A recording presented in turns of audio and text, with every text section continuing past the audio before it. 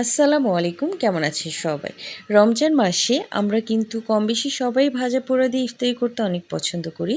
কিন্তু আমরা যারা কর্মজীবী আছি তারা কাজের জন্য সময়ের অভাবে পর্যাপ্ত পরিমাণে ইফতারি বানানোর সময় পাই না। তাই আজকে বেসনের প্রিমিক্সটা নিয়ে এসেছি। এই প্রিমিক্সটা যদি আমরা আগে থেকে করে রাখি তাহলে দেখা যাচ্ছে ঝটপট আমরা কিছু ইফতারি বানিয়ে নিতে পারবো অনেক কম সময়ে। মূলত আমি একটা আপুর ভিডিও দেখেছিলাম, উনি বেসনের প্রিমিক্সটা বানিয়েছে। এটা ওনার ভিডিও দেখে আমি ইন্সপায়ার হয়ে আসলে বেসনের প্রিমিক্সটা বানিয়েছি। এখানে আমি ২ কাপ বেসন নিয়েছি, ১ কাপ চাউলের গুঁড়া, ১ কাপ ময়দা নিয়েছি। উনি যেভাবে বলেছে আমি সেভাবেই মিক্সটা করার চেষ্টা করেছি। সাথে ৩ চামচ ভাজা জিরের গুঁড়ো, পরিমাণ মতো হলুদের গুঁড়ো নিয়েছি।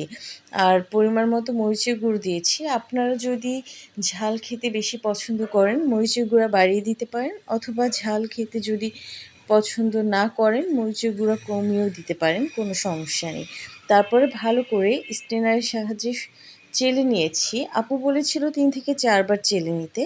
আমি একটু মিক্স করে নিয়েছি চেলে নিয়ে, তারপরে আবার ৩ থেকে ৪ বার চেলে নিয়েছি। নিয়ে সুন্দর একটা এয়ারটাইট কৌটাতে করে রেখে দিয়েছি, যেন আমার যখন প্রয়োজন হয় তখনই আমি এটা ব্যবহার করতে পারি।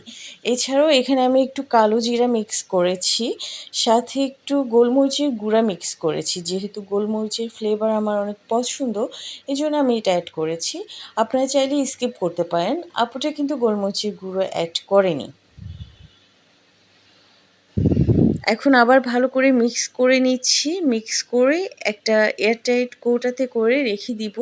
যখন আমার প্রয়োজন হবে তখন আমি এটা ব্যবহার করতে পারবো।